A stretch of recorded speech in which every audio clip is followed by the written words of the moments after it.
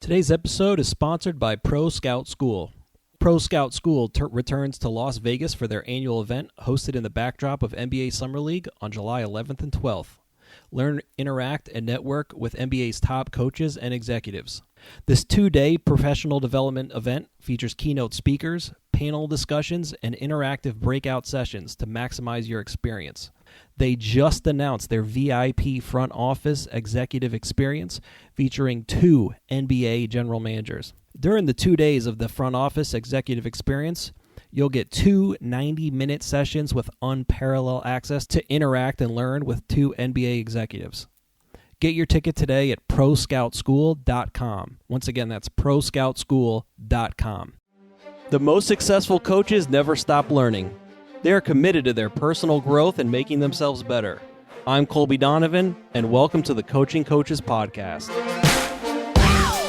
I'll speak with the world's most respected coaches, best-selling authors, and top business leaders to give you insight into their philosophies, lessons, and mindsets for you to apply to your own life. Head on over to coachingcoaches.co, where you can subscribe to this podcast and join some of the top coaches around the country who also enjoy our regular newsletter. My guest today is Seth Stephens-Davidowitz, author of Don't Trust Your Gut, Using Data to Get What You Really Want in Life. I'm not sure if there's someone whose work I think is more fascinating to me than Seth. This book looks at what the data says on how to live a better life. We touch on parenting, finding a spouse, being a sports fan, what sport your child should play if they want to find the best chance of getting a college scholarship, and how much of an athlete's success is nature versus nurture. This episode does contain some mature content towards the end of the episode, so I would not listen with kids around. We also talk a lot about the importance of adult role models when we talk about the parenting section, and I want to emphasize if anyone is interested in mentoring either through Big Brothers Big Sisters or children in foster care, I've done so for 6 years, and I highly encourage anyone to do that. I'm happy to discuss. DM me on Twitter, shoot me an email, cdonov35@gmail.com. I'd love to talk to you and think even if you have a team and you just let local children in foster care come watch practice for a day or something like that, or get tickets to a game, it makes a huge impact, and I cannot emphasize that enough. So I would love to chat with you about that, but enough from me. Seth, thanks for joining me today. Thanks for having me, Colby. So I loved your book, Don't Trust Your Gut, but you've gotten some of the Donovan men in trouble already. So my dad has already decided that he told my mom recently that they have to move to the beach because that will make them happy. And she's like, okay. At least it wasn't as good. We need a divorce. That is true. And then I work at home, and I've just been bumping to like Mobb Deep and Jay-Z during the day. And my wife, when she's working at home too, she hasn't loved that either. So we're like, I don't know if you've got like an affiliate program for divorce lawyers, but you may need to attach that link somehow. You're getting us in trouble here. Yeah, this is old fashioned. Now gender is more fluid than it used to be, but some guy emailed me that I basically conclude the book with the best advice for life that I've found in reading 3,000 studies of big data. It's basically sex on the beach. That's where all the studies converge on happiness. And some guy was like, you've done all men a service. We're going to present the data to our people we want to, but that's old fashioned advice. I think now we don't break gender stereotypes so clearly. So it's hilarious. So what was the origins of the book? What led you to write this? Every time someone asks me that question, I have a different answer. Probably like many things, there's not one cause. There's 10 things, but I would say one of the big origins was I love self-help books, which is something somewhat embarrassing to say, because when you're an intellectual, you're not supposed to like self-help books. You're supposed to think these are scams and cheesy, but I read them all. 48 Laws of Power, 9 Types of Seduction, 8, 7, whatever, however many habits of highly effective people.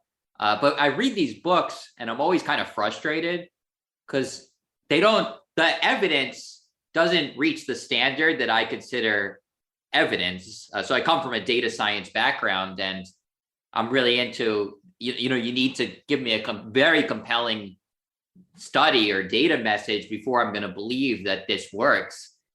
So I kind of wanted to write a self-help book that I could get around and I could believe it. In many ways, the best advice I've ever had in writing is write the book you want to read. Mm-hmm. And this is definitely the book I wanted to read, of just all these big questions that we all face. How can we be happy? How can we date better? How can we choose a partner? How can we pick a career? How can we get rich? Like anything, anybody in the world is going to be interested in these questions, but I just attack them completely with data. Yeah. Which is, I think, very different from most self-help books. Yeah. Well, so I'd love to touch on a bunch of the subjects you talk about. We won't spoil everything for listeners, but obviously you talk about, this is a sports athletics related podcast, and you talk a lot about that. And I was pleased to know, so I've been a fan of yours for a while. I loved Everybody Lies.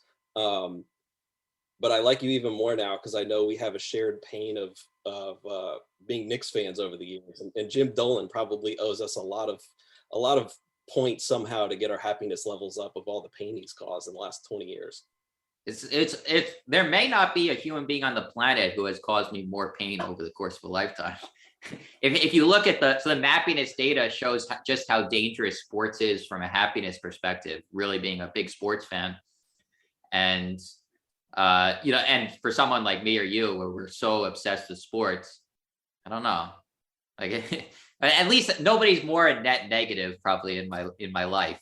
You know, a lot of my parents at sometimes have caused me pain, but I think on balance they've given me pleasure. And there are probably women in my life my life that caused me a lot of pain, but it was very short-lived. Yeah. But as far as kind of over the course of my lifetime, James Dolan, I don't know. I also blame John Starks for that Game 7 performance against the Rockets. I think that caused me a lot of short-term pain. Yeah, I think James Dolan's been good at extending it over decades. It's impressive. Yeah, that's true. Do you want to elaborate on like the difference of how happy you get if your team wins and how disappointed you are if the team loses? Yeah, the Happiness Project, George McCarran and Peter Dolton, they ping people on their iPhones. The coolest project one of the cooler projects I've ever encountered. I hadn't heard about it before I wrote this book, and I was reading all these studies on happiness, and all the studies, even famous studies that are featured in self-help books, I'm just like, that's not convincing at all. You ask, 100 students in your class what makes them happy, and now we're all supposed to get general lessons from this. But the Happiness Project was super cool. They were pinging people on their smartphones and saying, what are you doing? Who are you with? How happy you are? And they built this data set of 3 million people.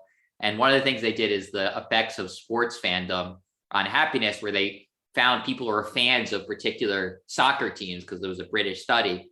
And they found that when the team wins, you get about 4 points of happiness after the game. When the team loses, you get about 8 points of pain. And draws, they also have draws, and draws are a net negative. I think about 2 points you lose. It's on a 1 to 100 point scale. So you kind of do the math over the course of a year. The least happy activity is being sick in bed. And over the course of a year, a big sports fan like you or me, if we're into 4 or 5 teams, we're kind of giving ourselves kind of a little flu over the course of a year by supporting these teams. Being a sports fan's dangerous, more dangerous than I realized. But the punchline of that is actually happiness users, when they're watching an average game, it gives you a nice happiness boost. So I think the danger is only when you watch games of teams you're fans of. So if I watch the Warriors play the Celtics, I'm going to just enjoy that. I'm like, wow, Steph Curry's amazing. Jason Tatum's amazing. But if I'm watching a Knicks game, I'm in a danger zone. Yeah, so listeners, you heard it here first. Jim Dolan is more dangerous than coronavirus because he's giving people. I didn't take it that direction. Although to be fair, so you might say, okay, well now there's this trap of sports fandom. All I have to do is root for a good team, so I should stop supporting the Knicks, become a Celtics fan. But it's not that simple, because what they found is when your team's already good, you get just a much smaller boost from the wins and a much bigger pain from the losses. So just to some degree, us Knicks fans have adjusted. Yeah. And it's not clear that the average Knicks fan over the course of the last 10 years has really had that much more pain than the average Celtics fan, because the Celtics fan has the losses. If they lose this series against the Warriors, the Celtics fan is primed for success at this point. They're going to get a big pain. And Knicks fans, we are adjusted. And we get, remember how excited we were when they finally made the playoffs, and we're just like, this is the coolest thing ever. Well, it was such a pathetic accomplishment over that long a period of time. So it's a little more complicated than just a bad team causes you pain and a good team gives you joy. Yeah, I was thinking about it yesterday when I was looking back to the book to prepare for today, and I was thinking about the Knicks, that like it was like last year we could all chant F Trae Young, and then it was the one season with like Melo in the playoffs when they had the run with like Steve Novak, and like the day Carmelo got traded. But besides that, it's been like long slog of 22 years of pain. But again, even a good team causes a lot of pain. So probably the season that gave me the most pain was that season where we made the final against the Rockets, because when we lost that Game 7, I literally threw we had an early version of a cordless phone. I threw the cordless phone against the wall. It was probably the worst night of my life. And that was a great team. That's what you want. You want a team that makes the finals. And the Oakley and Mason and Starks and Ewing. It was an amazing, fun, hard-nosed team. But the losses just hurt that much more. So even a Patriots fan has suffered a lot over the years, because when they lose a Super Bowl, they lose a conference championship game, it hurts more than the average regular season loss for a Knicks fan or a Jets fan. All my teams freaking suck, except now the baseball teams are good, except I'm following my philosophy. So I'm not really watching many of the baseball games this year, which is the one year that New York actually has good baseball teams. So I don't know. My sports fandom has just been a mess from my happiness perspective. Well, let's move on to, there's two other things with sports I'd love to touch on. I'll let you pick which we go first. What people should try to get their kids interested in to go to college on a scholarship, or the whole nature versus nurture idea? Yeah. So, we can do the college scholarship thing. It's the college scholarship story. I tell the story of Patrick O'Rourke. He's a certified public accountant. And one of the big themes of Don't Trust Your Gut is there's so much data out there now, and we're so bad at understanding the world. Our brains are so flawed. Just read Thinking Fast and Slow or Predictably Irrational. Our brains are a mess. And Patrick O'Rourke was at dinner with friends, and his son was a good baseball player, but his friends all said you should switch to lacrosse, because lacrosse, fewer people are trying to be lacrosse players. So you're going to have a better chance of getting a college scholarship as a lacrosse player and a baseball player. And I think when most people hear something like that, we probably hear the equivalent of that many times a year, a big major piece of life advice from a friend. And we just say, oh, did you think of that? My friend told me that lacrosse is better. Have you thought of playing lacrosse? And Patrick O'Rourke took a very, very different angle. He actually collected data on every sport, how many scholarships there are and how many high school athletes there are, and looked at the ratio. And he found that what his friend said was actually wrong.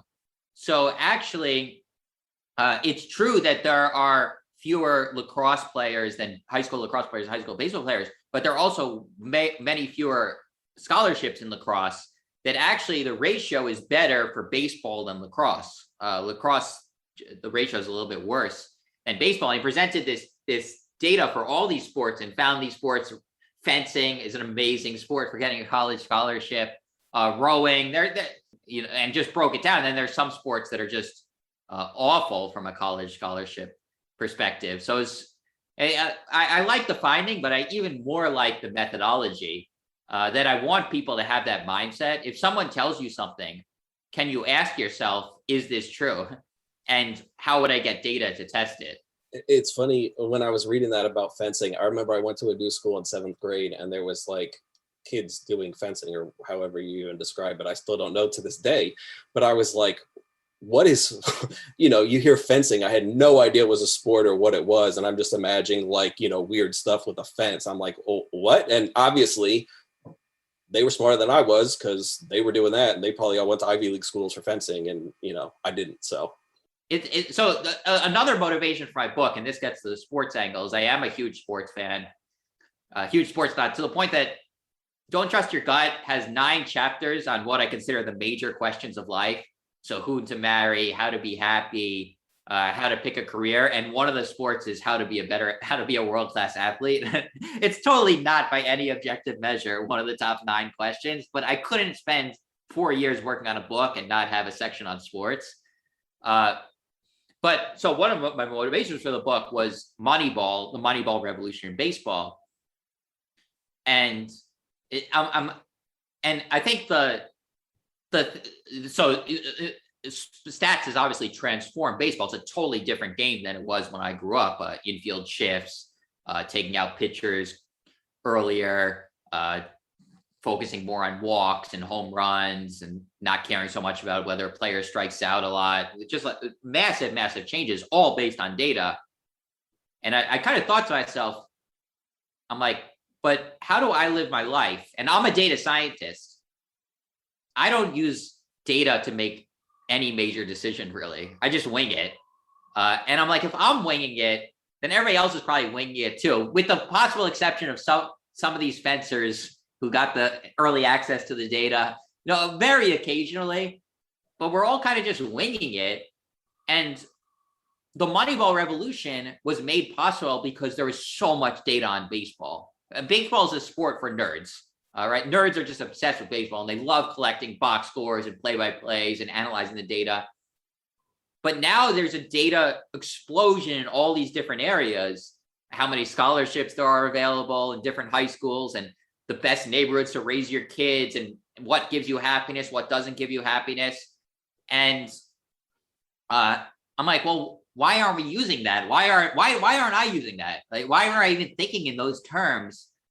So it's kind of a different mindset. And getting to your point of looking at the fencers and thinking they're weird, I think someone who really took this approach to heart, I fully believe would be considered weird and just get all the big rewards in life. Like, could you get yourself in that mindset? Similarly to Moneyball, when these teams were not bunting and not stealing, or having these, crazy infield shifts, or drafting these players who didn't look the part, their fans are all like, what the hell is this general manager doing? Like, you got to fire this guy. And no, he was actually, Billy Beane and these others were actually the smart ones.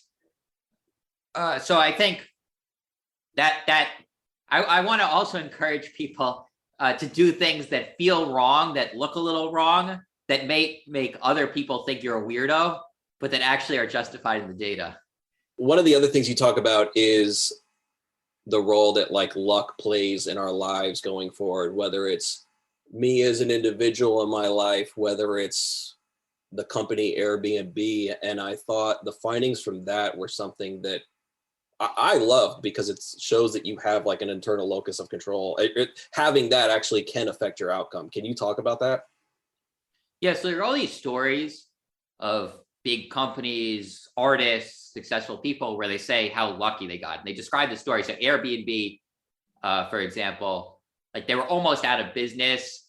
And then their business model was all wrong. The idea was that you would be in your apartment and you allow other people to kind of couch surf or have an air bed mattress on the floor in your apartment. And then Barry Manilow went on tour and his drummer told the Airbnb guys that, could I just rent out my apartment while I'm out of town? And then that led to this aha moment where the Airbnb guys are like, oh, wow, we should just allow people to rent apartments when they're out of town. That's a much better business model. And then their business exploded. There are all these other things. They were just out of business and just about to go out of business. And someone they had met in Austin, Texas, many months earlier, helped them, figure out how to be successful or gave them the right connection.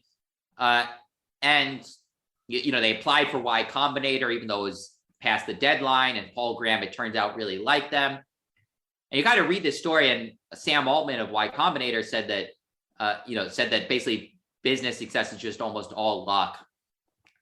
But when you actually look at the data, it seems like luck plays a smaller role than many of us think, in part because over the course of a lifetime, you're supposed to get lucky breaks. Think about it this way. Let's say you never met someone who could help you in your career, or you never got accepted to something that was a bit of a long shot, or you'd be one of the most unlucky people in human history. Like, you're supposed to get lucky breaks. And when you look at the data, what it seems to be is most people, successful people, are better at making do with the luck they get, or they can do things that increase their chances of getting lucky. So putting more work out in the world, meeting more people, traveling more widely, being out and about, all these things really allow you to get more lucky. And there have been studies, for example, of painters. One of the coolest studies I came across is what painters turn out to be successful. And it turns out that the biggest predictor of painter success is how they present their work. That painters who don't make it big present to the same place over and over again. And painters who do make it big are just hopping around like bees, traveling to find their lucky break and eventually spotting a place that gives them a lucky break. So I think making your own luck is a massively underrated life strategy, particularly compared to another potential life strategy that I've sometimes adopted of just whining about how unlucky you are. That I don't recommend based on the data.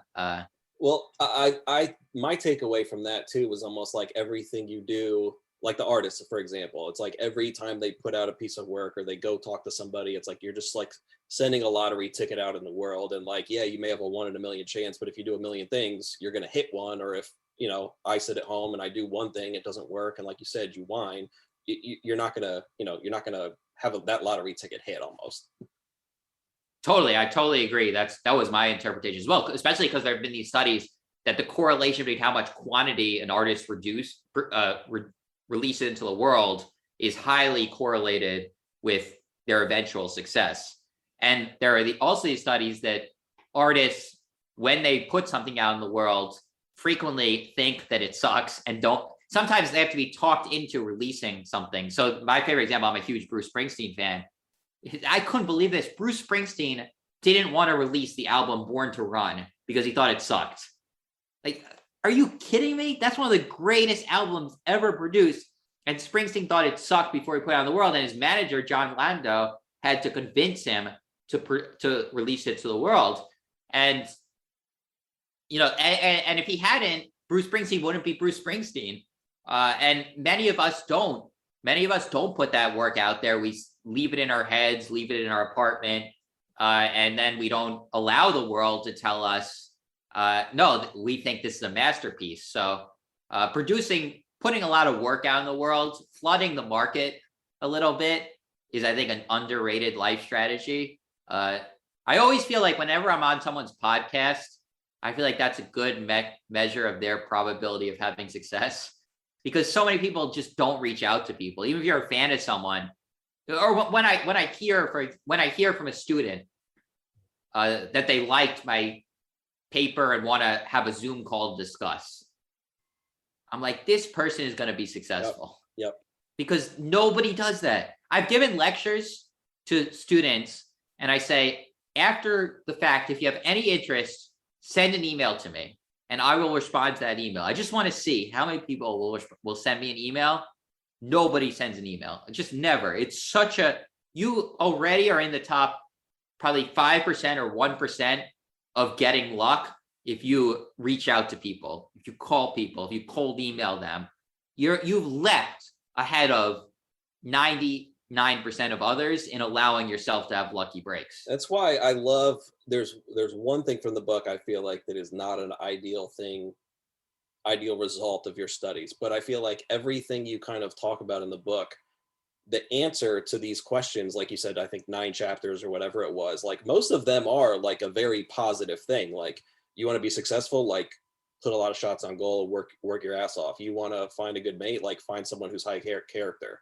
the one thing I felt like was a not ideal study, especially for me, I have a face for podcasting, so is the idea of looks and how we are so like you use the study of politicians, like you can predict who's going to win or lose based on their looks. And so I've got, not the TMI, but I've got health issues. I see a bunch of doctors. And have you heard Nassim Taleb talk about how to choose what doctor?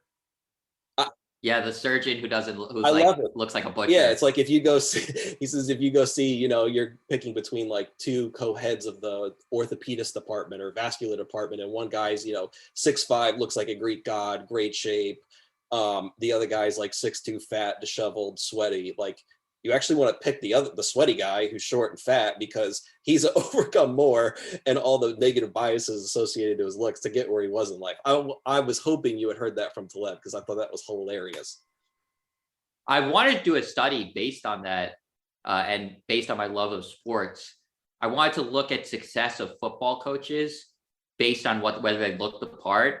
And my hypothesis is the most successful coaches don't look the part, because the Jets keep on hiring these coaches that just look like they look like military men, like dominant men. Yeah. They have these deep voices and they're just like always talking really, really well. And then you see, the most success, as far as I can tell, the two most successful coaches in the modern era, Bill Belichick and Andy Reid. Certainly Andy Reid. You don't look at Andy Reid and say, now that's a football coach. Well, that's what I was thinking about. Like last night, and both guys played in the NBA, so that's obviously one thing. But still, like Steve Kerr and Ime Udoka look like they're in great shape and, fit.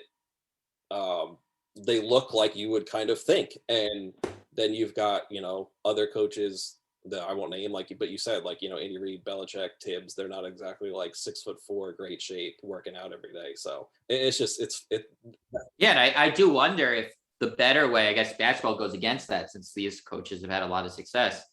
But I do wonder if it's general manager, the best thing you can do is hire someone who's had a lot of success, but doesn't look like a football coach. It's the exact same principle of the surgeon, because he would have to be that much better to have risen up the hierarchy than anyone else. And I think that I might do this study one day. It's pretty simple. Just put all 32 NFL coaches and ask how competent they look.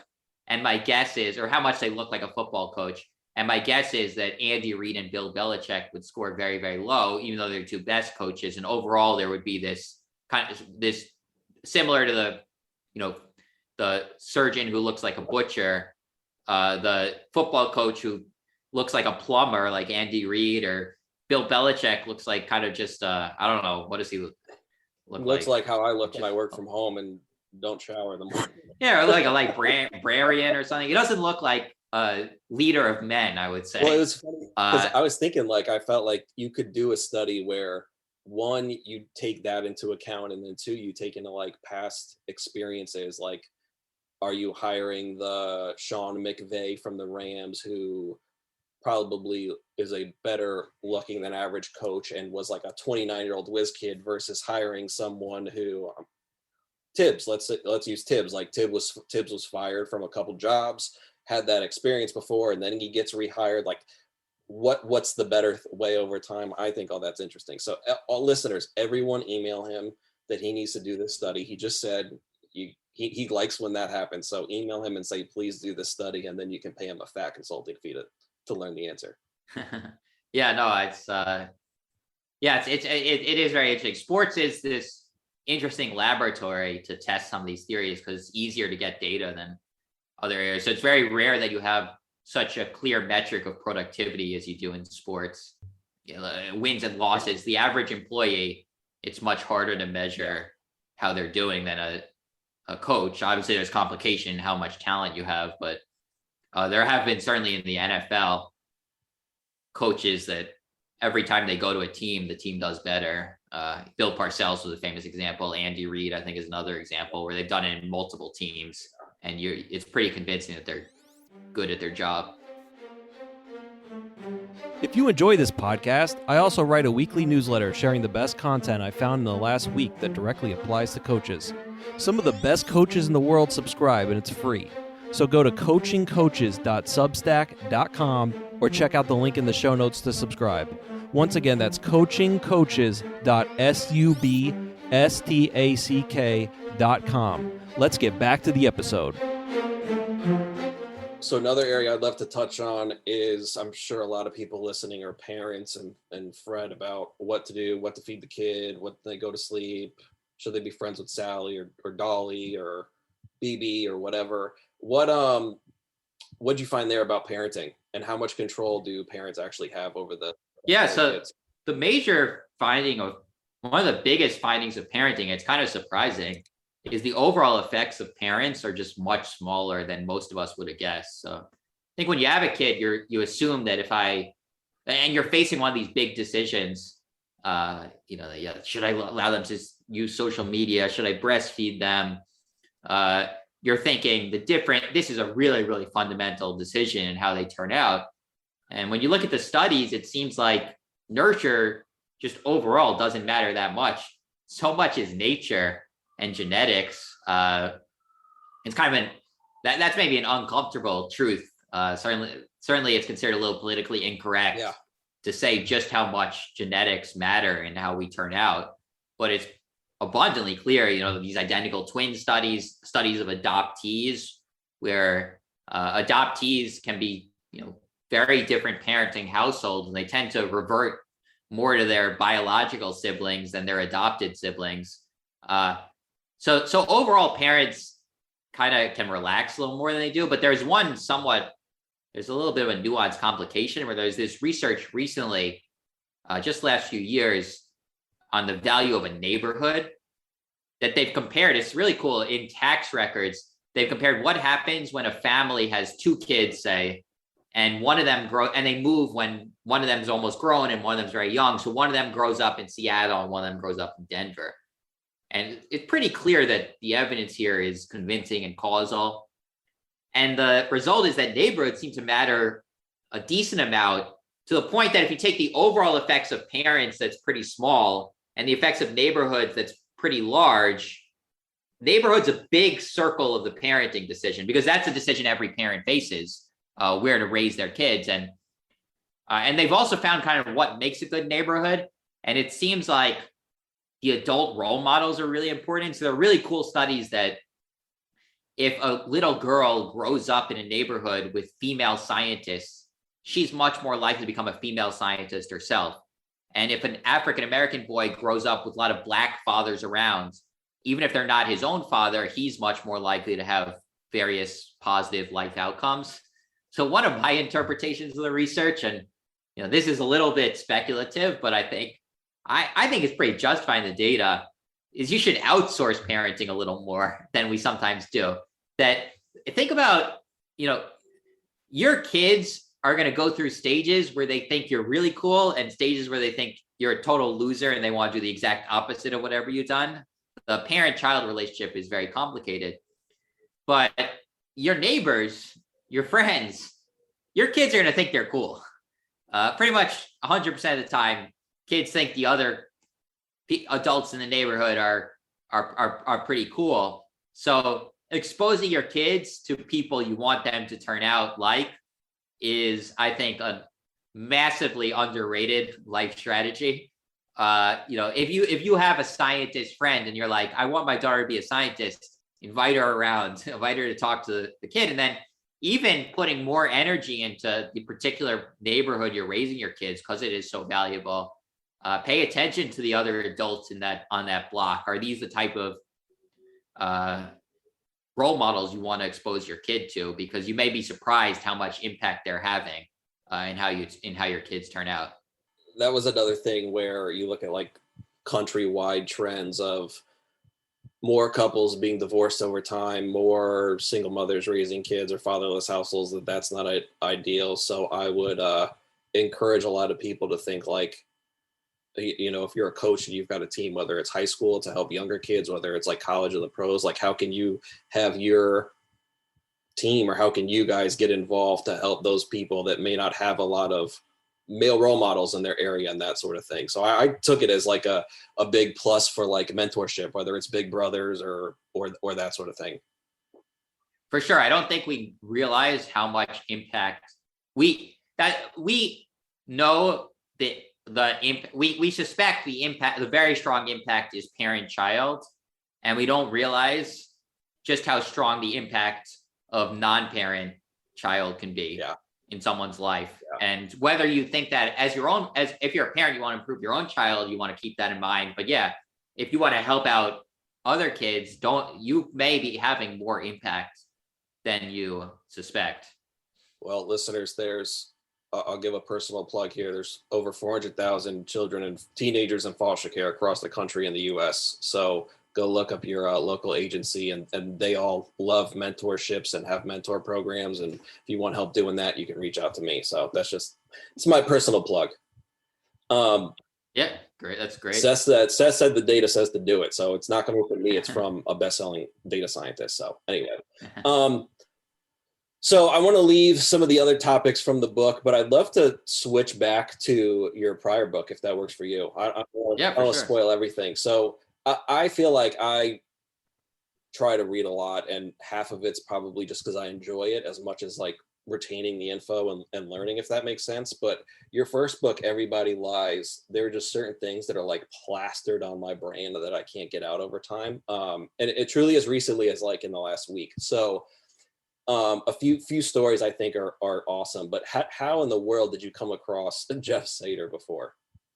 Oh, yeah, the Jeff Seder story was, it was one sentence in a New York Times article. They said this guy predicts horse racing success with data. And I was working on Everybody Lies at the time. And that sentence I'm like, that's super cool. And the New York Times sentence didn't really go into depth of what he did or anything. And so I kind of was like, oh, that's awesome. But this story deserves way more than a sentence. So I speaking of reaching out to people, as I encourage other people to do, I followed my own advice. I looked up Jeff Seder. He has an email address. I said, Jeff, I'm a writer. I'm working on a book on data, and I'd love to kind of learn more about what you do.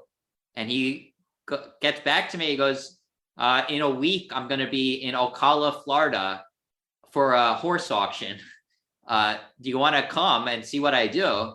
And it was a stage in my life where I just had so few responsibilities. I was single. I didn't have a full-time job. I was just like, yeah, first of all, it'll make for a good story. Second of all, it just sounds cool. Like I don't know what horse auctions were. Yeah. I didn't know what horse auctions were really. And I didn't know, and this Jeff Seder guy sounded interesting. And I talked with him for, I guess it was a couple days, and his team, he has a whole team that helps him out. And I wrote it up as kind of a section of Everybody Lies. And so it's an amazing story that he spent decades trying to predict with data what makes a great racehorse great. And he found the biggest predictor is the size of the left ventricle.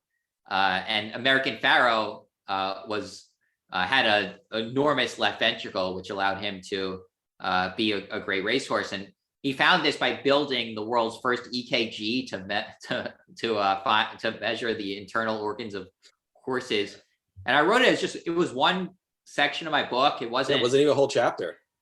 Yeah, it wasn't even a whole chapter. And everybody loved that story. So when I started giving, I was a keynote speaker, and every time I gave a talk, I'd start with the Jeff Seder story. People just love that story. And there are so many lessons in it for anybody in life, and the value of data, the value of being entrepreneurial and collecting new data, that it was an amazing story. And Jeff's an amazing guy. So I'm happy that I kind of got his story down on paper a little bit, because it was one sentence in a New York Times article before I turned it into a section of the book. And then now there are videos of me discussing the story. And I guess Jeff Seder's been on some podcasts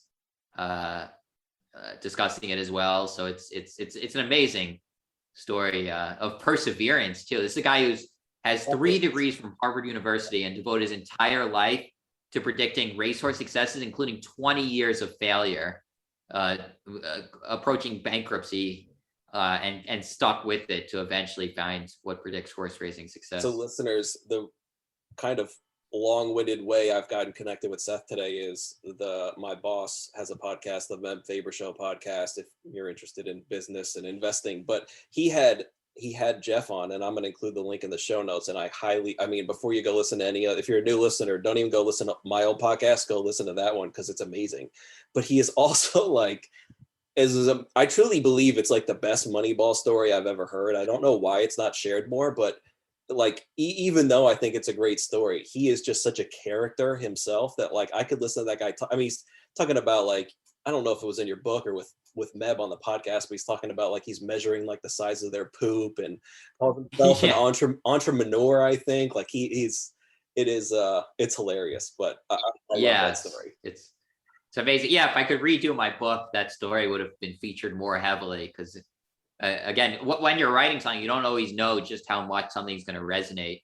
And when the book came out, it was clear that was the story that people were probably most drawn to. And I think it is. Everybody kind of has heard the Moneyball story and is a little tired of it already. And and the amazing thing is that he was doing this really before Moneyball. Oh yeah. That's another amazing element to the story. So the rest of these things from your old, I feel like I said this book, I feel like a lot of the outcomes from what you like, I feel like you ask questions like, how do I be a better parent? How do I find a good spouse? And the questions broadly led to positive answers.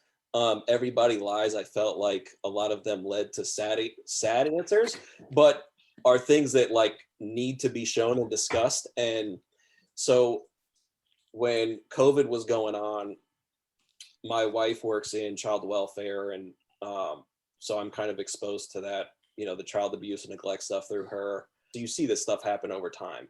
And I remember when COVID started, there was the political argument of keep the economy, and Trump like hung his hat on the economy and the stock market. So everyone on the right was saying, keep the economy open, you can't ruin anything. And everyone on the left was saying, well, shut it all down, you're just trying to kill people. And so I went back to your book. I remember when it happened, and I saw it last night, listeners, I'm holding it in my hand, but I opened it up because I wanted to find your research on Google searches related to child abuse and unemployment data.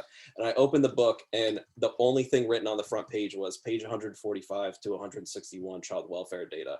And oh, wow. So you had found that even though child abuse reports went down in 2008, for every 1% increase in the unemployment rate, Google searches related to child abuse, child neglect, those sort of things went up by 3%. Yeah, exactly. Yeah. But I thought that was like a really important study and showing the nuance of things. And I thought about it in COVID. I've thought about it recently. Your friends at Freakonomics had a podcast, I think last week, about the same idea, but regarding domestic violence, and has that gone up since COVID started? But I thought that like how do you even think to go down that rabbit hole of trying to see Google search data related to child abuse? And well, it was initially that, I don't remember exactly how I came to that, but I think it was initially just seeing that child abuse had dropped during the Great Recession. Yeah. And the amazing thing was just that it dropped, but the drops were biggest in the areas that were most hit by the Great Recession. So the biggest drops were in like Florida and Arizona and Nevada, places that were just hammered with unemployment rate skyrocketing. I'm just like, it seems wrong. Yeah. You would think that if people have lost their jobs, they're around their kids more, they're stressed.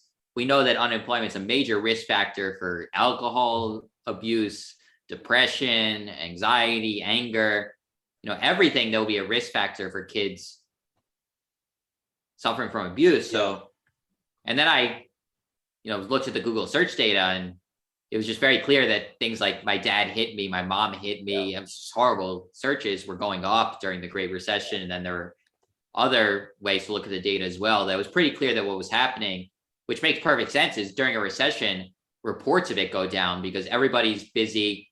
The Child Protective Service agencies are facing budget cuts. Police officers, teachers, all the people most likely to report cases are facing budget cuts.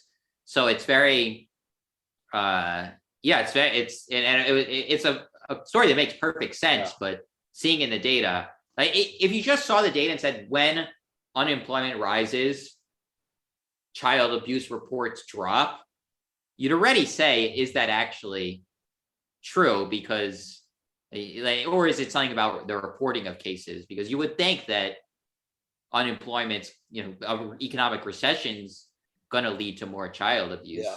for just about any reason you think of would go in that direction. Well, another data point, I don't know if you knew this when you wrote the book or now, but that kind of boosts your kind of idea that actually there is more abuse, it's just not being reported, is the two most popular weeks of the year where there are reports of child abuse to the hotline are the week that school starts back after summer break and the week after like winter break, where it's like Christmas and New Year's.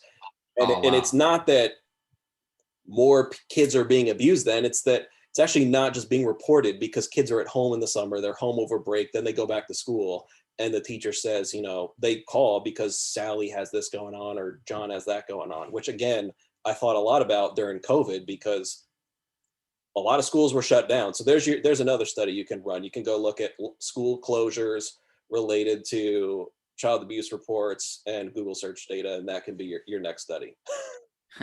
I didn't hear that. That's a great fact that I hadn't known about. And I think the other thing that was striking in the child abuse data, you probably know this from your wife, is just how big a problem child abuse is in the United States. I think there's something like 3 million reported cases every year or something. There's some huge number that was just way higher than I knew, which is even more striking considering that a lot of cases aren't reported. So child abuse is a massive problem in the United States. I didn't realize the extent of the problem until I had seen just the basic data on it. Another bump to try to go out and mentor kids who are removed from homes. Yeah. There you go. For sure. So two other things, and we'll end on a fun one. But the recent talk about abortion, I wrote down here. I went back through your book, and you had said that the state with the highest rate of Google searches. And so when was this published too? Because I was like, so many of this is like just, I don't know if it's never ending work or issues are going on forever, but when was this, like 2016? 2017? Yeah, the book was 2017. So 2017, you had written, the state with the highest rate of Google searches for self-induced abortions is Mississippi, a state with 3 million people and 1 abortion clinic at the time. Yeah. It's like, I don't think that Mississippians just don't want to have abortions relative to. Yeah, I mean, it's some of the searches are for abortion pills, which some people say are a good thing, that you can get now safe abortion pills if you're if you can't get a legal abortion, but some of them are just really dark. How to give yourself a coat hanger abortion. Can you use just very, very intense stuff that I think is still happening in the United States in ways we didn't maybe totally understand until you see that Google search data. That it's just amazing. You see a view of society. One of the things that I love about data is our view of society is so biased by whatever we're seeing. So if I grew up in suburban New Jersey, where child abuse was very low and it was easy to get a legal abortion, I don't know about child abuse. I don't know the extent of child abuse in the United States, and I don't know the extent of do-it-yourself abortion in the United States. And but we all have biases. I was made fun of. I wrote an article recently in the New York Times, which I also feature in my book, about this study, Capitalism of the 21st Century, where they study all the tax records of the top 1%, top 0.1% of the United States. And they conclude that the typical rich American is the owner of a mid-sized regional business, such as an auto dealership or beverage distributor. And I said in the New York Times article, I said, that shocked me. I hadn't known that auto dealership owners were so consistently getting rich to the point they're like a huge percent of the top 0.1% of the United States. And I didn't know that, I hadn't known what a beverage distributor was. And I just got hammered across the internet. They're like, this PhD economist doesn't know the basics about how the economy works. And then I'm like, this is just proving my point. As if these people are commenting know exactly how the economy works and know every fact about the world. The point is, we're all kind of going through this biased view. And where I grew up in suburban New Jersey, I grew up in Alpine, New Jersey. It's a very wealthy county. I always need to point out, because when I was being attacked on the internet, they're also like, rich kids, Seth. My dad was a journalism professor. Journalism professors are not the members of the top 1% or top 0.1%, which also proved to me that they had no idea who's actually rich in the United States when they were attacking me. But anyway, so I grew up in Alpine, New Jersey, one of the richest towns in the United States. So I was not rich. I was kind of upper middle class. We always said we lived in the ghetto of Alpine because it was middle class to upper middle class, much more low key but Alpine is one of they are correct. People are attacking me that I did grow up in one of the richest zip codes in the United States, Alpine. And all the rich people in the United States were basketball stars. All the rich people in Alpine were basketball stars, rap stars, movie stars. Eddie Murphy lived in Alpine. Chris Rock now lives in Alpine, does a bit. Stephon Marbury lived in Alpine. So that was my view of rich people in the United States. There weren't any beverage distributors or auto dealerships owners in Alpine. And, I had this biased view that the tax data is like, oh, this is actually who's rich in the United States. And don't tell me anybody knows exactly the breakdown of rich people in the United States. We're all biased based on whatever we're seeing, whoever we're talking to, whoever's rich happens to be rich in our town. And data is so useful in just correcting that and being like, no, this is the actual pattern over the entire country or the entire world. And it just gives you so much better idea of what's really going on in society. So I thought, for one, I did see you getting dunked on, which I thought was hilarious, knowing that I was going to record you too. But I thought it was hilarious because, so I used to work for a bank, and we would always be like, to explain this on like a very basic level, like we would be comfortable giving a lot more debt to a auto dealership group or a beverage distributor when you compare it to like a cement manufacturer or something. So like we would, if they were all making the same money, we would be way more comfortable levering the auto group up or the beverage distributor up because the things just print cash. So, and I had never thought like, well, those are probably the richest people in America. But it was funny because like those were truly the two groups that we would always lend way more to and be way more comfortable with. And then there you go, the data supports it. So interesting. It also shows another reason I got attacked is people said I was shocked. I didn't know that owners make more than wage earners, which isn't true. I was saying I was surprised. I didn't know about beverage distributors and auto, or the extent of it. Maybe I kind of suspected on auto dealers, but like anybody who's going into business, like the first question you should ask anybody who's about to start a business is, do you understand what percent of the what percent of people who start an auto repair shop and an auto dealership enter the top 0.1%? And for an auto dealership, it's about 20%. And for an auto repair shop, it's so small that it doesn't even register in the data. It's probably less than 1%. Like nobody is getting, very few people are getting rich in an auto repair shop. Everyone's getting, a huge percent of people are getting rich in an auto dealership. And when you think about it, it has nothing to do with how difficult the business is. If anything, it's probably way harder to do an auto repair shop. It has nothing to do with how important the service is. If anything, I would say the auto repair shop's doing a much more valuable service to people than an auto dealer. It has nothing to do with how hard it is. It's just, so what is it? And it's just this legal protection that makes you a local monopoly and avoids price competition. And so once you understand that, then when you're starting a business, you can actually ask yourself, okay, am I going to have a way? Am I just going to be in a commoditized business where someone could just start another business down the street from me and take away all my profits? Or am I going to have some way to avoid this price competition? Yep. And I think the idea of ownership being the key to wealth is just a good thing for people to have, whether that's just buying a ton of stocks in your 401k every year and maxing it out, or whatever, or real estate, but like having some ownership in some way, shape, or form. And I'm surprised more like coaches and GMs don't do this. Like the guy the Minnesota Timberwolves just hired, he had some kicker clause in his contract, I think, where it's like he can either earn equity over time in the actual franchise itself, and like how much wealthier would Belichick have been if like after he won his first Super Bowl, when he got a new contract, he was like, hey, if we win 5 Super Bowls, I get X, 0.05% of the Patriots, which again, these franchises are just local monopolies. So I'm surprised more franchises don't do that. But I also get that the owners you're rich for a reason because you're cheap and you don't want to just give out equity. So it's funny. Yeah, I mean, it's tough to get equity. It's tough to be an owner, but I think you're absolutely right that it's worth it to put more energy into thinking how you're going to be paid for, not just pay the minimum salary that will keep you in the place. The kind of when you're a salaried employee, you're almost the opposite of a local monopoly in your own career, because anybody who's hiring you is just thinking, why can't I just hire someone else who will do the exact same thing and pay them a little bit less? So you're kind of stuck in wage competition, and it's a tough way to, if your goal is getting rich, a salary is some people do it for sure, but it's a tough way to get there.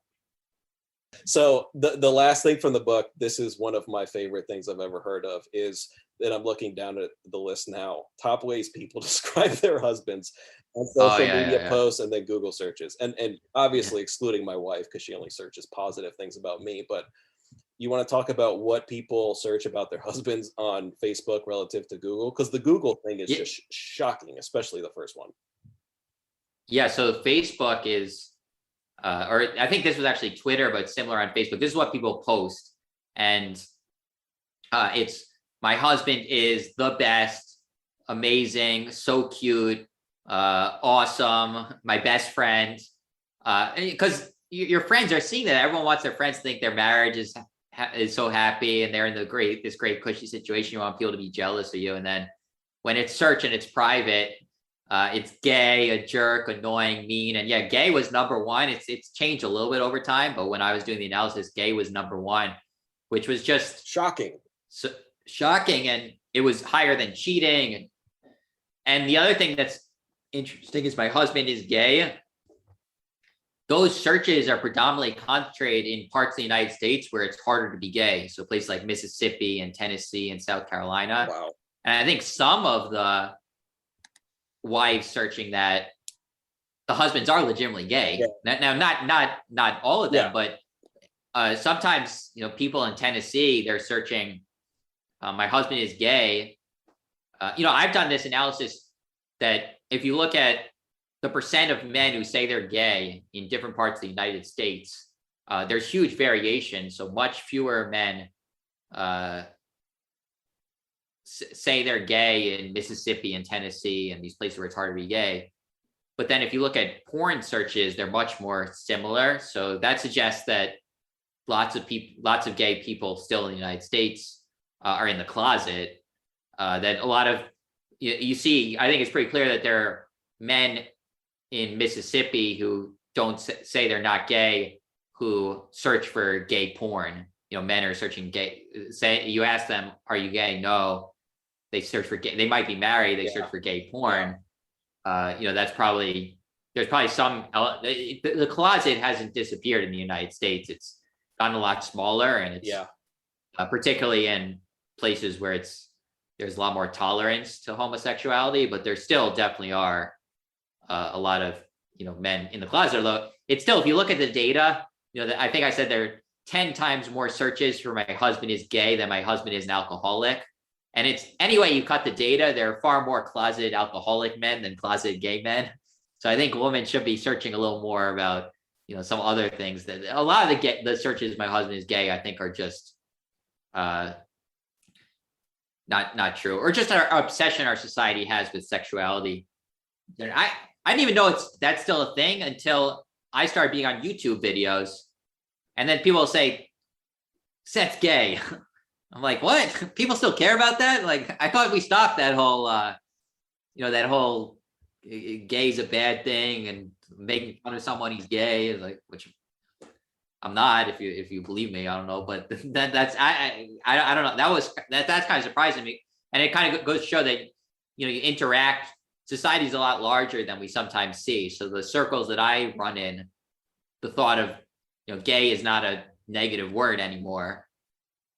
But if you go on YouTube and see a much bigger sample of American society, you'll just see, or one of the comments, I shouldn't read comments. They're like, they just have like this coded language that I had to Google. I'm like, what's this guy saying? Is he criticizing my work in a way that will help me understand the research better? And it's like, no, he's just saying I'm gay. Sound like this was like your first book or something. The internet's not for that. They're just assholes. Well, I somewhat disagree, and I think if you have a thick skin going through the comments, you'll occasionally find something that's useful. I learned that my teeth were yellow through internet comments, and nobody tells you that. Nobody just says your teeth are yellow. But one of my videos, I was just going through the comments, and they were saying this guy's teeth's yellow, and I'm like, oh, maybe I should work on whitening my teeth. So there's sometimes something useful in that information, because speaking of everybody lies, people don't like to lie. People don't like to tell you something you don't like hearing. But the internet seems to have no problem doing that. Yeah. So you sometimes can learn useful information, but it's not for the thin-skinned. If you care that someone thinks you're gay, don't read your comments. And this can be about what you talk about in the book regarding appearance or not, but kind of like, what's the wackiest, craziest thing you've done in your own personal life based on the data, whether it's with this book or anything? Very good question. Well, so I talk about my makeover in my book, where I learned that I look good with glasses and beard. So now I always wear glasses and beard, except when I'm on a podcast, because I'm nearsighted, so it would be blurry if I had my glasses. I need fake glasses for the podcast, I guess. So that was a big difference maker. There haven't been huge ones yet. I think they'll come. Definitely the water thing. I take most of my vacations by the beach now, whereas I used to go to cities. Now I take my walks, all my walks I take by the river.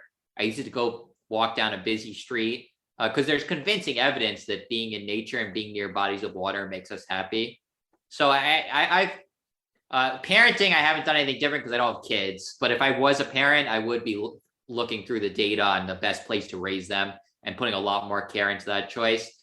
And dating, the dating section, I use some of those tricks to win over my current girlfriend. There's a piece of advice from data that how should you best attract mates? And if you're one of the most beautiful people in the world, Brad Pitt or Natalie Portman, and I hesitate to even mention Brad Pitt because my comments are filled with this guy seems obsessed with Brad Pitt anytime I bring this up. But I'll say it because it's a good example, I think. I think he's generally regarded as a very good-looking human being. But if you're Brad Pitt or Natalie Portman, the best dating strategy is don't rock the boat. Be very conventionally attractive, just be safe, and the world will just come to you and want to date you. If you're not Brad Pitt or Natalie Portman, be polarizing, be extreme, be an extreme version of yourself. Basically, you just need some people really into you. So there's this data that heterosexual women who shave their heads do really well in online dating. It's like, you're like, heterosexual, like what? That's not you wouldn't read a dating book and they'd say, shave your head to win over mates. But the point is that some men are really, really into women who shave their heads. And a lot of men are going to find it disgusting. They're going to left swipe in 2 seconds. They're going to make fun of you. But some men will be really into you. And it's way better than just being kind of average to everybody. And that's something I used in my life where I think it's not going to be a surprise to anybody that I am considered very nerdy.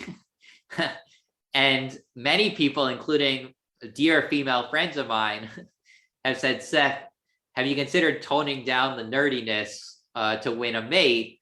You don't want to go on a date and talk about these new studies you've read and how interesting they are. That's not generally what wins over, heterosexual women.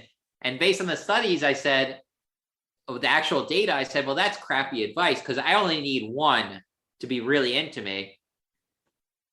And I don't need to be average. I just need to, so I'll be polarizing. I'll be my nerdy self. And a lot of women will say, this guy's ridiculous. They'll mock me, but someone will be interested in me. And my girlfriend, I'm not joking. She was in business school. She's not even that nerdy herself. She was in business school and she and her girlfriends were going around in a circle saying, what's your type? And everyone's going, tall, dark, and handsome, firefighter, military person, whatever, rich person. And they get to my girlfriend and she goes, I like nerdy. That was her type. I like nerdy. So when we finally, the stars aligned and we met as my extreme nerd, she was really into me, which is all you need. You only need one. And now I'm with a woman that I'm way more into and I'm way more attracted to than I probably would have been with if I had been, tried to tone it down and been more conventional, where she wouldn't have been into me. If I was just kind of an average person with my, I don't think I'm, not to mention Brad Pitt again, but I don't think anybody's looking at me and saying, you're Brad Pitt. That wasn't my in. If I was just, with my looks as an average, as just a, standard guy who played by the standard rules and talked about the same thing on dates that everybody else did, that would have been way worse. Whereas on my first date, on our second date, it was during the pandemic, it was on Zoom. So I go, I got to do something. I started on Zoom. I played this game. I don't know if you know the 36 questions to fall in love. It was from the New York Times. So I'm like, I said, let's do this for our second Zoom date, 36 questions to fall in love. Except there's a New York Times version of it. And there's also an academic paper it was based on. So in the middle of 36 questions to love, I started talking about the academic paper and screen sharing it with her and showing her some of the things that she may have missed in the analysis that I found out that it made this paper particularly interesting, which is the nerdiest thing you could do on a second date. And now we're together for approaching 2 years. So there you go. That is hilarious. So basically, if my sister wants to start online dating, I should just shave her head in the middle of the night when she's asleep and tell her it was best for her. No, because I think first from Seth. I think it's less. I don't view it as shave your head. I think it's more just be an extreme version of who you are. If people are saying tone down something about you that makes you very unique, tone it up. One, go the opposite direction. One, because the data says you'll actually get more dates. And two, because you're likely to attract someone who's more into you and more into who you are anyway. So why, so I wouldn't say to your sister, shave your head, but I would say if she said, I really feel more myself with a shaved head, then I'd say yes, both because you may find your dating prospects improve a little bit. And second of all, you'll actually attract people who are more into you for you, which is going to be better from every dimension rather than play a safe version of someone who's not really you, which isn't going to do better anyway. And is going to lead to matches with people who aren't liking you for who you are. That's so funny. So listeners, buy the book. There's a bunch of stuff we haven't talked about. Seth, what else is on your mind as we go forward? Are you thinking about any other projects or research or any data stuff you're interested in at the moment? I feel like COVID. I have a few ideas from this podcast, there you go. Whether you should hire football coaches who look like plumbers. There you go. Yeah, and some other things. I'm always, it's just I just probably go through the world always thinking of these types of questions, and occasionally I'm like, oh, I'll actually do a study on that or write something up about it or read studies on it. So yeah. Well, Seth, this has been a blast. Everybody go get the book. Don't trust your gut, using data to get what you really want in life. Seth, thanks for joining me today. Thanks for having me, Colby. You've been listening to the Coaching Coaches Podcast. Be sure to subscribe to the show on your favorite podcast platform and receive our world-class newsletter in your inbox every Sunday. You can access both of those at coachingcoaches.co. Once again, that's coachingcoaches.co.